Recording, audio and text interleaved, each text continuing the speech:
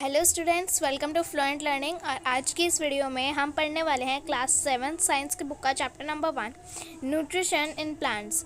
Nutrition in plants इस chapter में हम बेसिकली क्या पढ़ने वाले हैं, प्लांट्स के बारे में पढ़ने वाले हैं कि प्लांट्स अपना फूड कैसे बनाते हैं, प्लांट अपना फूड किन चीज़ों से बनाते हैं और अपना न्यूट्रिशन कैसे लेता है। न्यूट्रिशन क्या होता है वो भी हम पढ़ेंगे, न्यूट्रिएंट्स क्या होता है वो भी हम पढ़ेंगे, एंड न्यूट्रिएंट्स के टाइप्स भी हम एक एक करके सारी चीज़ें हम कवर करेंगे। तो let's start. In class 6 you learned that food is essential for all living organisms। 6th class में हमने ये पढ़ा था कि फूड हम सारे से सारे लिविंग ऑर्गेनिजम्स के लिए बहुत इंपॉर्टेंट है। फूड के बिना कोई लिविंग ऑर्गेनिज्म जिंदा नहीं रह सकता। You also learned that carbohydrates, proteins, fats, vitamins, minerals are components of food। components of food के बारे में भी हमने पढ़ा है क्लास 6 में कि प्रोटीन्स, फैट्स, विटामिन और मिनरल जो हैं ये हमारे खाने में पाए जाते हैं और ये हमारे बॉडी के लिए बहुत इंपॉर्टेंट और एसेंशियल हैं। These components of food are called nutrients. और ये जो कंपोनेंट होते हैं ये सारे carbohydrates, proteins, fats, vitamin, mineral, ये जो कंपोनेंट होते हैं फूड के, इन्हें हम न्यूट्रिएंट्स कहते हैं और ये हमारे बॉडी के लिए बहुत इंपॉर्टेंट है। ये आपको याद करना है कि न्यूट्रिएंट्स क्या होता है। Okay. All living organisms require food. सारे लिविंग ऑर्गेनिजम्स को फूड चाहिए होता है। Plants can synthesize food for themselves but animal including humans can not. मतलब प्लांट्स अपना खुद का खाना बना सकता है पूरी अर्थ पर, बस प्लांट्स ही एक ऐसे लिविंग ऑर्गेनिज्म है जो अपना खुद का खाना बना सकता है। बाकी हम लिविंग ऑर्गेनिजम्स जो हैं, जो ह्यूमंस हैं और एनिमल्स हैं, वो तो ह्यूमन जो हैं, हम लोग जो हैं वो तो बस पकाते हैं खाने को। ठीक है, मार्केट से सब्जियां लाई और उन्हें पका के खा लिया। एनिमल्स कच्ची सब्जियां खा जाते हैं, वो हर्बीवोर्स होता है, या फिर दूसरे एनिमल को खाते हैं। ठीक है, पर वो मतलब कंप्लीटली तो नहीं उसमें होते हैं, पर इनडायरेक्टली सारे के सारे एनिमल्स जो हैं वो प्लांट्स पर डिपेंडेंट होते हैं। कुछ एनिमल्स जैसे हर्बीवोर्स वो डिपेंडेंट होते हैं डायरेक्टली प्लांट्स पर, और कुछ होते हैं जो इनडायरेक्टली डिपेंडेंट होते हैं प्लांट्स पर। वो भी हमने पढ़ा हुआ है कैसे, फूड चेन की वजह से, कि प्लांट्स जो हैं उन्हीं से फूड चेन शुरू होती है। हर्बीवोर्स उन्हें खाते हैं, फिर कार्निवोर्स हर्बीवोर्स को खाते हैं। पर अगर प्लांट्स ही नहीं होंगे तो हर्बीवोर्स भी जिंदा नहीं रहेंगे, इसकी वजह से कार्निवोर्स को भी खाना नहीं मिलेगा। ठीक है, तो सारे के सारे एनिमल्स और ह्यूमन बींग्स प्लांट्स पर डिपेंडेंट है अपने खाने के लिए, क्योंकि वो अपना खुद का खाना नहीं बना सकते, हम तो उस पका के खाते हैं। ठीक है, प्लांट्स से अपना खुद का खाना बनाता है। They get it from plant और एनिमल्स दैट ईट प्लांट्स। ठीक है, thus human and animals are directly और इंडिपेंडेंटली डिपेंडेंट ऑन प्लांट्स। मैंने आपको अभी भी समझाया। फिर नेक्स्ट हम देखते हैं कि क्या है नीचे, मोड ऑफ न्यूट्रिशन। ठीक है, मोड ऑफ न्यूट्रिशन है। अच्छा, अभी इधर लिखा हुआ है कि Boojho wants to know how plants prepare their own food.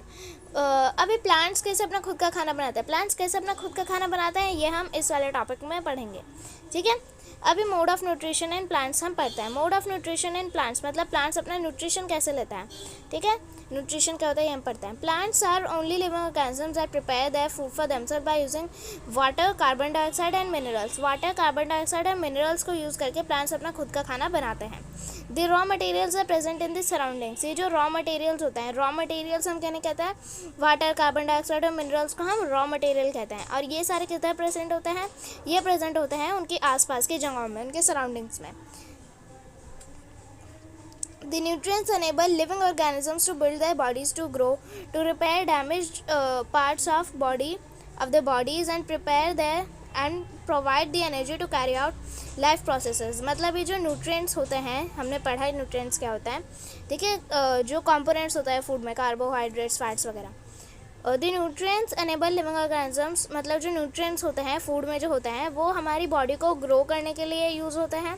और हमारी बॉडी पे कहीं ऐसे खरोंच वगैरह, चोट वगैरह लग जाती हैं तो उनको ठीक करने में, चोट ठीक करने में भी न्यूट्रिएंट्स हमारी बॉडी की हेल्प करता है। और खाना हमें सबसे इंपॉर्टेंट चीज़ एनर्जी देता है। ठीक है, हमारी लाइफ प्रोसेसेस करने के लिए, लाइफ प्रोसेसेस मतलब बॉडी पार्ट्स के फंक्शनिंग के लिए एनर्जी हमें चाहिए होती है, जो कि हमें खाने से मिलती है, जिसमें न्यूट्रिएंट्स होते हैं। Nutrition is the mode of taking food by an organism and its utilization by the body. अभी न्यूट्रिशन की डेफिनेशन है। क्या होता है न्यूट्रिशन? न्यूट्रिशन एक ऐसा प्रोसेस है, ये प्रोसेस है जब हम खाना अपने बॉडी के अंदर लेते हैं। एक ऑर्गेनिज्म खाना अपनी बॉडी के अंदर लेता है और फिर उस खाने को वो यूज़ करता है, उसकी बॉडी यूज़ करती है ताकि उसके लाइफ प्रोसेसेस, मतलब उसकी बॉडी को एनर्जी मिले, ठीक है, उसकी बॉडी का ग्रोथ हो, उसकी बॉडी के जो अंदर की बॉडी पार्ट्स हैं वो अच्छे से फंक्शन कर सकें। इस प्रोसेस को हम न्यूट्रिशन कहते हैं, ठीक है। दी process of taking in nutrients and then utilizing it to perform various life processes is known as nutrition, ठीक है। खाने को अंदर लेना एंड फिर उससे मतलब फिर उस बॉडी को एनर्जी मिलती है, ठीक है, उसकी ग्रोथ होती है, डेवलपमेंट होती है, ये उस प्रोसेस को हम न्यूट्रिशन कहते हैं, न्यूट्रिएंट्स को अंदर लेने के प्रोसेस को और फिर उसकी बॉडी के यूटिलाइज कर लेने को न्यूट्रिशन कहते हैं। The mode of nutrition in which organisms make food themselves by simple substances is called autotrophic. अभी देखो कि न्यूट्रिशन को भी हमने डिवाइड किया हुआ है ऑटोट्रॉफिक और हेट्रोट्रॉफिक न्यूट्रिशन में, ठीक है। हेट्रोट्रॉफिक एंड ऑटोट्रॉफिक न्यूट्रिशन में हमने न्यूट्रिशन को डिवाइड कर रखा है। अभी ऑटोट्रॉफिक न्यूट्रिशन क्या होता है? ये ऑटोट्रॉफिक न्यूट्रिशन होता है प्लांट्स जब अपना खुद का खाना बनाते हैं तो उस मोड ऑफ न्यूट्रिशन को हम ऑटोट्रॉफिक न्यूट्रिशन कहते हैं, क्योंकि प्लांट्स अपना खुद का खाना बनाते हैं बाय यूजिंग सिंपल सब्सटेंसेस जैसे कार्बन डाइऑक्साइड, वाटर, सनलाइट, ठीक है, क्लोरोफिल, ये सब सिंपल सब्सटेंसेस होती हैं और ये इनका खाना बनाने में यूज़ होते हैं और इस मोड ऑफ न्यूट्रिशन को कहते हैं ऑटोट्रॉफिक न्यूट्रिशन, जिससे ग्रीन प्लांट्स अपना खुद का खाना प्रिपेयर करते हैं। ऑटो का मतलब सेल्फ और ट्रॉप्स का मतलब नरिशमेंट, ठीक है, मतलब सेल्फ नरिशमेंट से ये वर्ड निकल के आया है ऑटोट्रॉफिक, ठीक है। ये वर्ड्स का मीनिंग है, तोड़ के बताया हुआ है कि क्या मीनिंग है इन वर्ड्स का और इसकी वजह से ऑटोट्रॉफिक वर्ड निकल के आया, ठीक है। Therefore plants are called autotrophs। अब जब प्लांट्स अपना खुद का खाना बनाते हैं और इस मोड ऑफ न्यूट्रिशन को ऑटोट्रॉफिक न्यूट्रिशन कहते हैं, तो प्लांट्स को हम ऑटोट्रॉप्स भी कहते हैं। क्या कहते हैं? ऑटोट्रॉप्स भी हम प्लांट्स को कहते हैं because they perform autotrophic nutrition, okay. अब animals and most other organisms take in food prepared by plants, मतलब एनिमल्स और बहुत से ऐसे ऑर्गेनिजम्स, दूसरे ऑर्गेनिजम्स फूड लेते हैं जो कि प्लांट्स प्रिपेयर करते हैं, ठीक है। जो हर्बीवोर्स होते हैं वो प्लांट्स पर डायरेक्टली डिपेंडेंट होता है और जो कार्निवोर्स और दूसरे एनिमल्स होते हैं वो इनडायरेक्टली डिपेंडेंट होता है। वो मैंने आपको फूड चेन की वजह से समझाया, ठीक है, फूड चेन की हेल्प से समझाया। And most other organisms take in food prepared by the plants, they are called heterotrophs, मतलब हेट्रोस मीन्स अदर, ठीक है। इसका मतलब क्या है कि जो ह्यूमंस हैं और जो एनिमल्स हैं वो डिपेंडेंट हैं, वो प्लांट्स के ऊपर डिपेंडेंट है कि प्लांट्स उनका खाना बनाए, ठीक है। तो इसलिए हम ह्यूमन बीइंग्स और एनिमल्स जो हैं वो प्लांट्स के ऊपर डिपेंडेंट है और इसलिए हम क्योंकि हम अपना खुद का खाना नहीं बना सकते, इसलिए हम लोगों को हेट्रोट्रॉप्स कहते हैं, ओके। प्लांट्स को ऑटोट्रॉप्स एंड हम लोगों को हेट्रोट्रॉप। और हमारा जो ये मोड ऑफ न्यूट्रिशन होता है जिसमें हम प्लांट्स पर डिपेंडेंट होता है अपने खाने के लिए, उस मोड ऑफ न्यूट्रिशन को हम हेट्रोट्रॉपिक न्यूट्रिशन कहते हैं, ओके। नेक्स्ट चैप्टर में हम इसी न्यूट्रिशन के बारे में डिटेल में पढ़ेंगे। नेक्स्ट है now we may ask where the food factories of plants are located, whether food is made in all parts of a plant or only in certain parts, ठीक है। अभी देखो कि ये जो खाना प्लांट्स बनाते हैं, अब खाना किधर प्रिपेयर होता है? खाना में हमने छोटी क्लासेस में भी पढ़ा है कि लीव्स में खाना प्रिपेयर होता है, लीव्स में खाना प्रिपेयर होता है। जब लीव्स में सारी चीज़ें आके मिल जाती हैं तो लीव्स अपना खाना प्रिपेयर करती हैं एंड फिर सारे प्लांट के पार्ट्स को वो डिस्ट्रीब्यूट कर देती है, कौन? स्टेम, ठीक है, स्टेम डिस्ट्रीब्यूट कर देती है। अब हम इधर photosynthesis, food making process in plants, जिस प्रोसेस से प्लांट्स अपना खुद का खाना बनाते हैं उस प्रोसेस को हम क्या कहते हैं? फोटोसिंथेसिस। अब फोटोसिंथेसिस कैसे होता है वो हम इस पैराग्राफ में पढ़ेंगे। Leaves are the food factory of the plants, leaves को हम food factory of the plant भी कहते हैं, ये लर्न करना है आपको। Leaves are called the food factory of the plant, ठीक है। क्यों कहते हैं उन्हें फूड फैक्ट्री प्लांट की? इसलिए कहते हैं क्योंकि वो लीव्स में ही प्लांट के लिए पूरा खाना बनता है। Therefore all the raw material must reach the leaf, मतलब इसलिए जो सारे रॉ मटेरियल हैं वो लीफ तक पहुँचने चाहिए। रॉ मटेरियल कौन से? Water, minerals, carbon dioxide, sunlight, chlorophyll, ठीक है। वो सारे लीफ में जब तक नहीं पहुंचेंगे तब तक खाना बनेगा नहीं, क्योंकि फोटोसिंथेसिस तब पॉसिबल नहीं होगा। वाटर और मिनरल्स जो होते हैं वो सॉइल में प्रेजेंट होते हैं, सॉइल में होते हैं और सॉइल से कौन ऑब्जॉर्व कर लेता है? उसे रूट्स ऑब्जॉर्व कर लेती हैं और फिर लीव्स तक ट्रांसपोर्ट करती हैं। Carbon dioxide from the air is taken in ठीक है। अब ये बता रहे हैं कि कहाँ कहाँ से रॉ मटेरियल अंदर आता है। वाटर और मिनरल जो होते हैं सॉइल में प्रेजेंट होते हैं, जिसको रूट्स अब्सॉर्ब कर लेती हैं, फिर लीव्स तक पहुँचाती हैं, और फिर इसलिए वाटर और मिनरल्स मिल जाते हैं हमें। फिर कार्बन डाइऑक्साइड किधर से आते हैं? कार्बन डाइऑक्साइड सराउंडिंग एयर से आती है, ठीक है।